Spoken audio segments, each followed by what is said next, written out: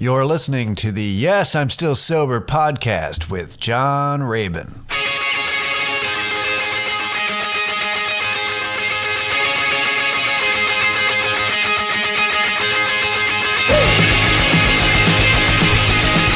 It's that time again for the Yes, I'm Still Sober podcast with John Rabin. This is episode 71, you guys. I'm recording this on October 30th. 2019. How you doing? Here in Austin, Texas, it is cold as shit. Not as shit, it's cold. I'm sure cold as shit is coming. It's just kind of, it's just bleak and in the 40s and promising to rain possibly, like the whole day. So it's nice and gloomy. I feel great. Man, do I love gloomy weather. I actually do. Because my girlfriend got me, for my birthday, this wrap. Like, instead of a scarf, because I haven't figured out... there's like a thing with scarves where you wrap it a certain way, and it goes, no, and then you tuck it. No. So this thing just, like, slides over your head, and then you can pull it up over your face, or your nose and mouth. When I ride my scooter, and then these kick-ass gloves. And so, like, I ran errands today while it was goddamn freezing, and it was fine. I was absolutely snug. It didn't matter. The wind didn't do shit to me, and I was very happy. So I'm enjoying it. It's. I hope you're doing well. This is the Halloween episode. Yeah. Ooh. And it's the Halloween episode because tomorrow's Halloween, and that's the only reason. So I don't know.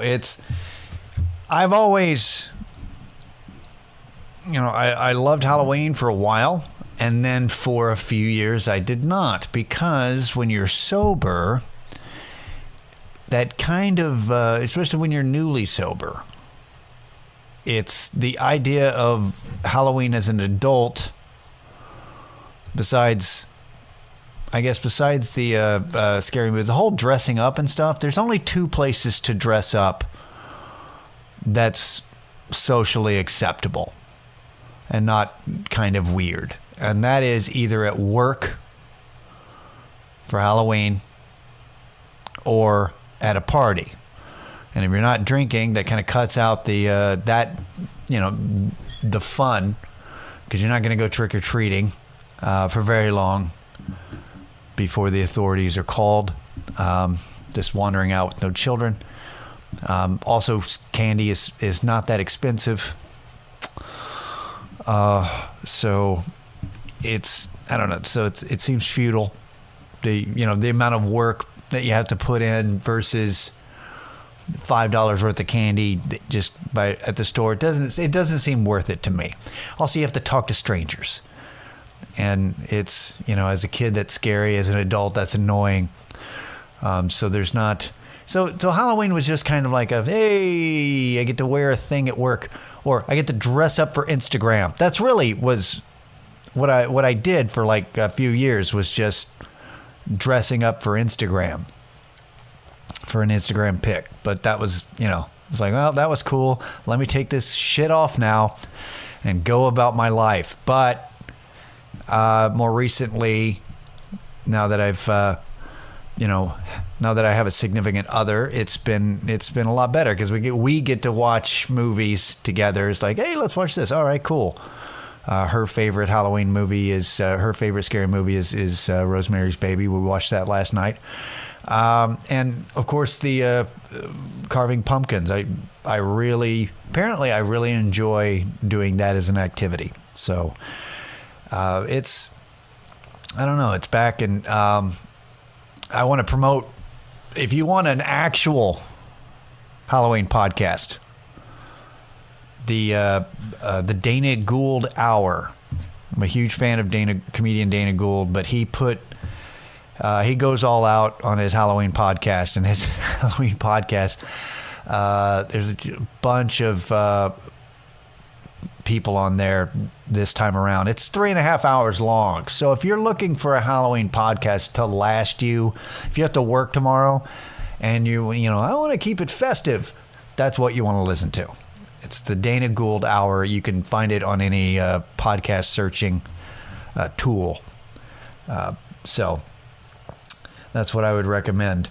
And I got to work tomorrow, so I have a skeleton T-shirt that's black that matches what I normally wash dishes with. So I'm just going to do that. So that's all I'm doing, and then hanging out here as well. So big change for me. Sorry, I needed water. Big change for me. So my girlfriend moved in with me. And it's official. Like, all her shit is here. And I can't remember, because I've told you before, I don't remember what I talk about a lot of times. So I can't remember how much I've mentioned about that, about adjusting to having control issues. And it's funny because I'm not really attached to any of my stuff. So, but still, it's like, oh, I don't know. Can we move that desk? Yes. Yes, you can. So there's a whole lot of initial, it's like, was there any fear with your girlfriend moving in with you? And I'm like, not so much fear as just the anxiety with having to deal with change and going, I don't, and then once that was over, is fine. Like cleaning out the walk-in closet. Because I've got 2 closets in my bedroom, and one's a small one. That's where all my clothes are. And then the big walk-in closet for all her stuff. And so, like, I was cleaning out things that I had stuff in my walk-in closet that had been there, that had not moved, and had been sitting there for over 5 years. There's a guitar amp in there. I don't play guitar. That wasn't my amp. It belonged to my roommate who moved to New York in 2014. And it's been sitting there. So I got rid of that. Got rid of a bunch of things. And that's how I got rid of the initial anxiety, was getting rid of stuff that I was holding on to. And for no real reason. Just, I was like, well, that's a thing to have. And I just, once you start, and then you start getting kind of a rush. So it's like, I'm going to throw everything out. And it just, it's easy. Just moderation, Johnny. Just like everything else. Just like, let's not get addicted to throwing everything away with your addictive personality. It's like, this is my new vice, throwing shit away. So it's cool. We've made it work. We've got all the stuff in here. There's still a lot of stuff. They're still unpacking, figuring out, the merging. Because, like, she doesn't have a bunch of stuff. I don't have a bunch of stuff. But together, it seems like a lot. So you just kind of, and I haven't lived with somebody I was dating in a long time. So it's kind of a step. It's a step. It's great. It's what it really reminds me, if we're going to talk about the recovery side related, is it's interesting how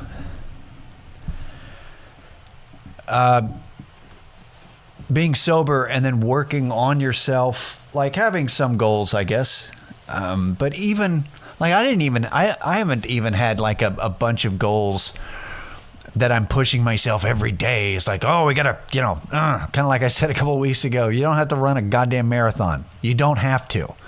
You can. You don't have to. You don't have to push yourself and go, I've got to change. I've got to do all this shit. You don't have to do that. You can just, it's just about,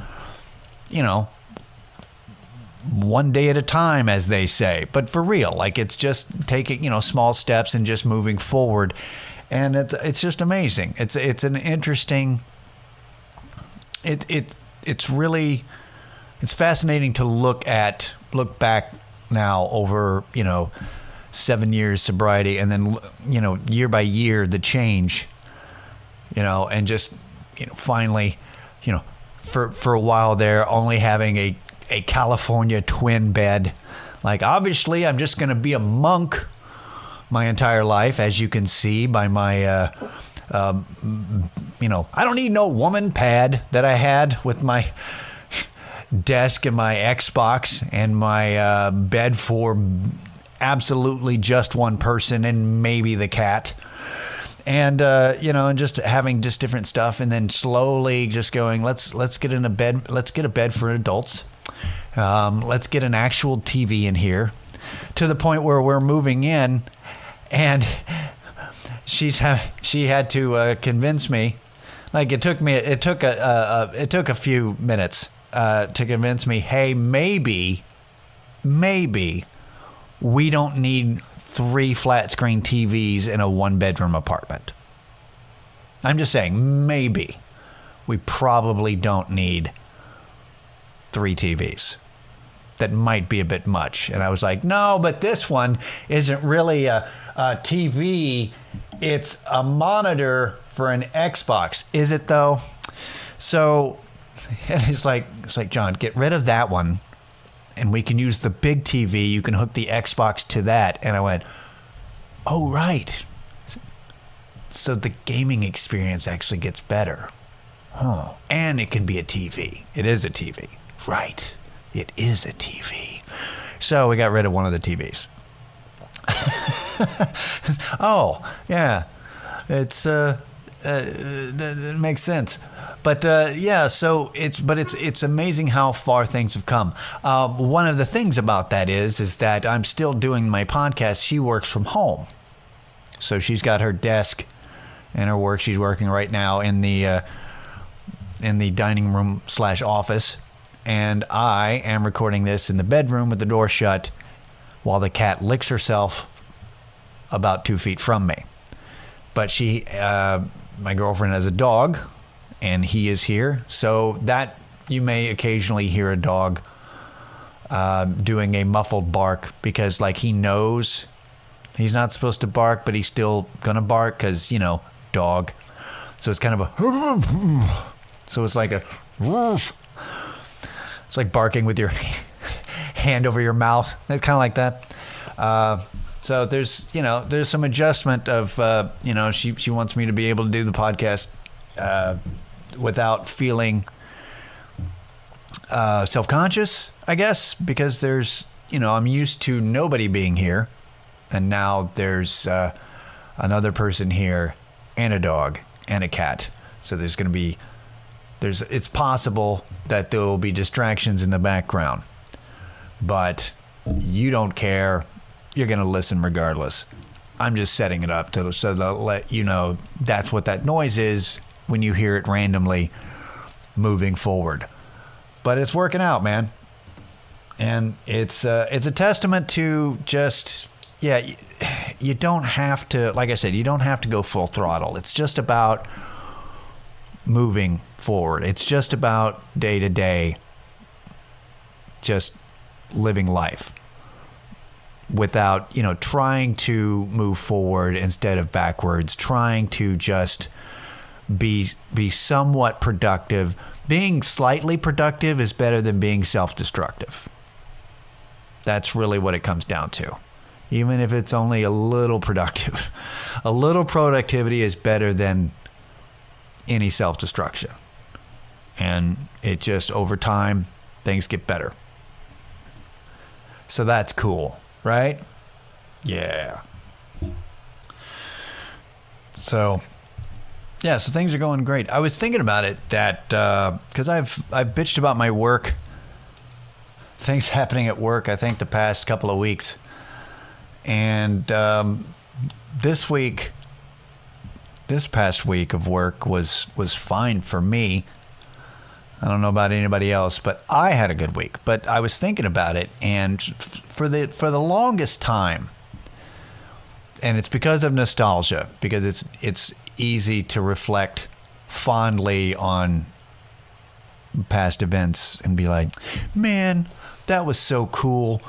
That my favorite job was when I worked at Domino's Pizza in college. And I would always think fondly of that because, it's come home with money and food every night. And it was, I worked at this location that was run by these potheads who just kind of, the owner didn't really like to work. So I ended up having to like run the shift a lot of times, and I liked being in charge. But also I was a delivery driver. Like I wouldn't take the management position because you made more money as a delivery driver. So I got in my mind, the best of both worlds and stuff. But you still had to talk to customers. You had to answer the phone. Delivering pizzas was cool because you get to drive around and listen to music in your car. But I mean, you still had to talk to people, face to face, and see, when you deliver the pizza, and see if who's going to tip you and who's going to stiff you and not give a shit. Like, thank you. Here's exact change. Have a good day. It's like, oh, prick.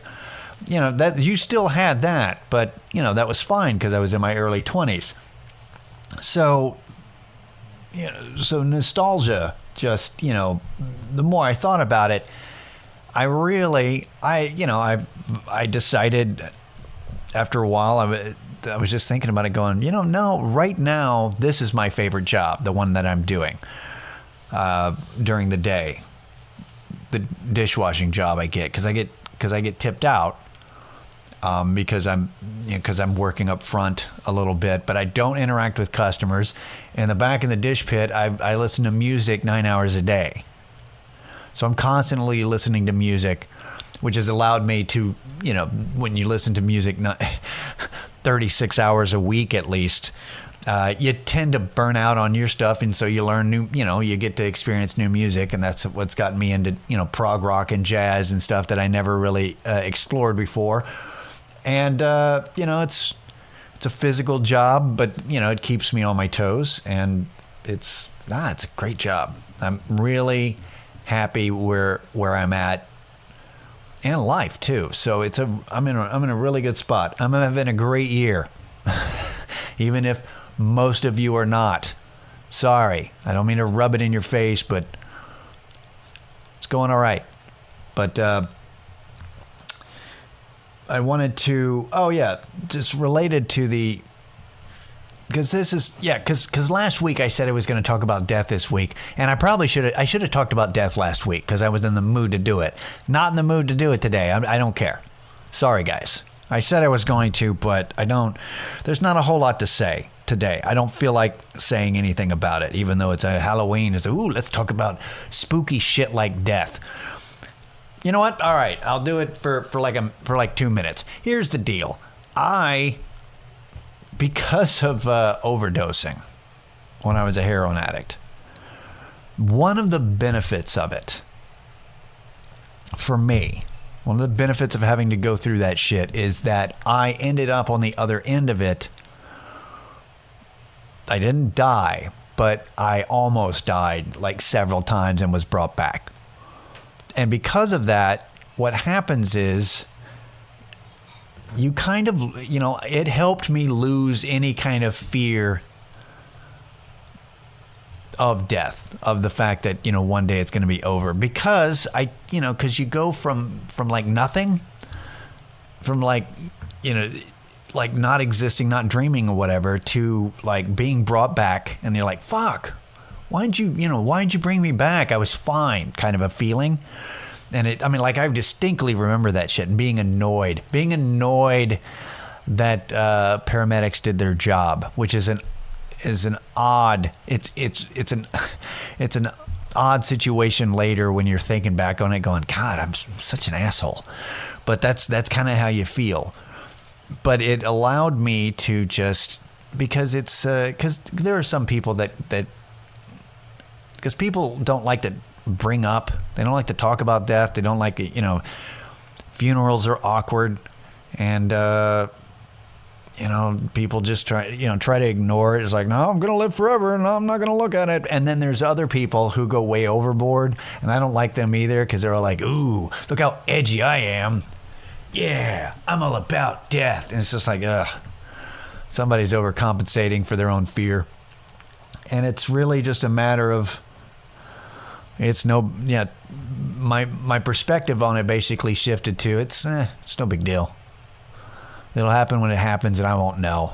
Like in my mind, I'm going to live forever because that's all I'll know is life. That's the whole deal. Is you're dead. You're not gonna know. It's like that's it. At least that's how I view it. It's kind of like my, people ask me what, and they don't do it anymore. People don't like to get into it, but they used to. You used to get asked, if you believed in God, by random people. This is, before social media and everything, where everybody just talks to their phone and not to each other. But when people did talk to each other, sometimes people would ask. And my view on God is this: God and I have an understanding. We're staying out of each other's way. That's my view. Like, I don't, do you believe in an afterlife? It's not important.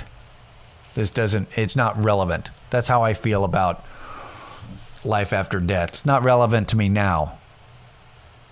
There's no way to know, so I don't find it relevant. The idea, people who have near-death experiences tend to, or whenever they tend to like, oh, I gotta seize the day now, kind of a thing that they have.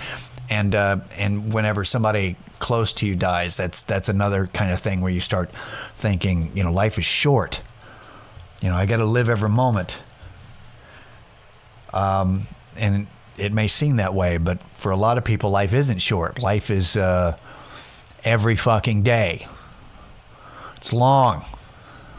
It's boring sometimes. It's boring a lot of times. And I'd love to live every moment, but I don't have that kind of energy. In fact, people who really like to live every moment and go, really gung-ho, I find them exhausting. So that's great. So I get it. I get the sentiment, but sometimes I feel like my sentiments, my creed is more nap every moment, because man, do I love to nap. So I don't know. I'll live my moments when I have the energy. How about that? Seems to be going fine. As long as, like I said, it's all about, I'm just going to be a little productive. Let me be a little productive. It's better than being self-destructive. That's right. All right. So one more thing before I let you guys go. Thanks for joining me. If you have any questions, any feedback that's positive, if you have any negative, if you have any constructive criticism, I don't have an email for you.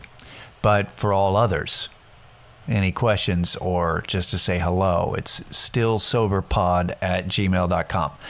I wanted to let you know about the Department of Health and Human Services has launched a website. I don't know if they've launched the website, but they redesigned it, and they've got a new, they're testing a new design they've got a substance use treatment locator. And it's at, the website is FindTreatment.gov. So if people are looking, like they need help with any kind of with substance abuse or with alcoholism, FindTreatment.gov. And on there, they've got the search tool. You put in your zip code, and you can search for all types of treatments. I'm looking at it right now.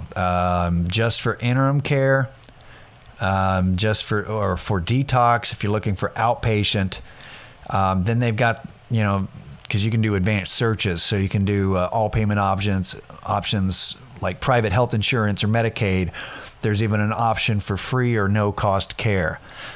Spoiler alert, if you search on free, The closest place near Austin that has a free outpatient service is in San Antonio. Anyway, yeah. So there's not a whole lot of free.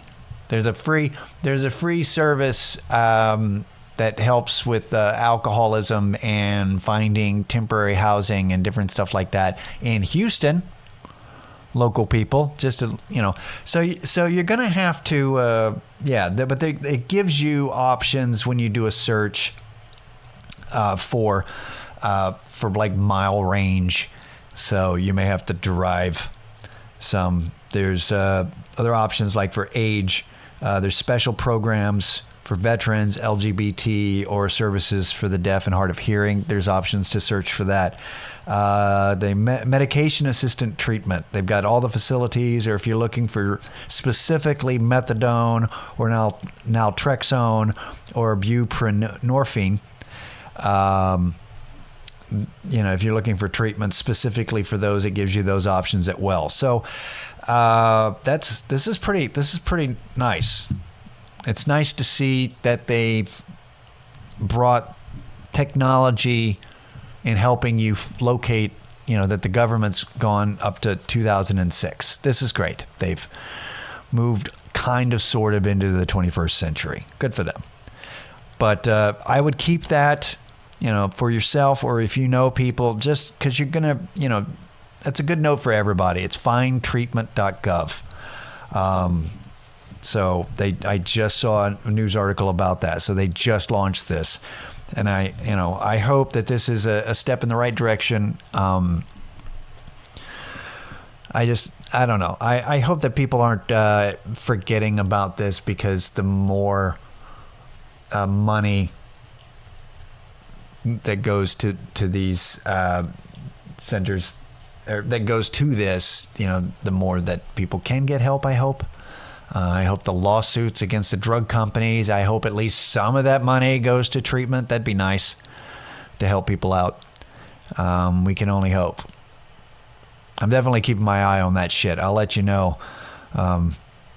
Because you always hear about that, the lawsuits, and then they settle, and it's like millions of dollars, and you're like, yay. And then all of a sudden you think, well, where the fuck did that money go? What did the state use with that money?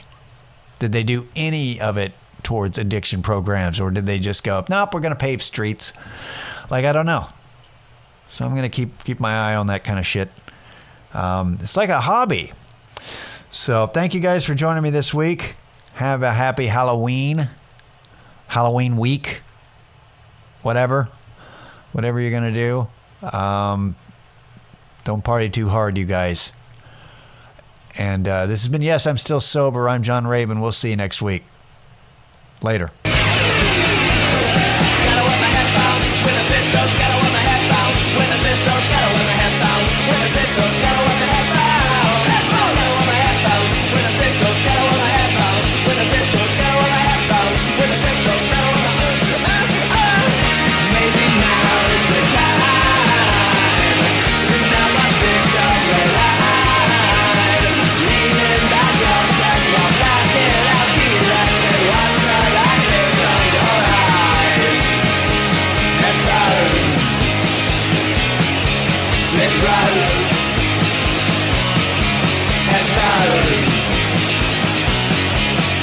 Right.